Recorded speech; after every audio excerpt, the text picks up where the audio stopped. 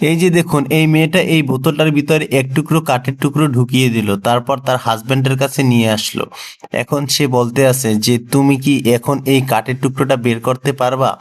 তার হাজবেন্ড দেখুন কি করতে আছে, সে বলতে আছে যেটা আমি কিভাবে বের করবো, আমার মাথায় তো ধরতে আসছে না। সে আবার আইডিয়া খুঁজতে আছে যে কিভাবে বাড়ি করা যায়। সে বলতে আছে যে আমি মনে হয় পারবো না। তারপর তার স্ত্রী বলল কি চেষ্টা করে দেখো, চেষ্টা করলে অবশ্যই পারবা। সে বলল আচ্ছা ঠিক আছে, চেষ্টা করে দেখি, চেষ্টা তো করতে অসুবিধে নেই।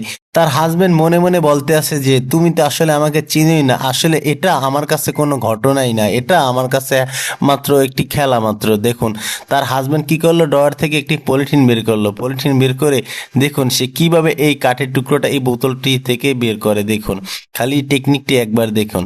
সে করলো কি, তার পলিথিনটি মুড়িয়ে তারপর এই বোতলের ভিতরে ঢুকিয়ে দিল।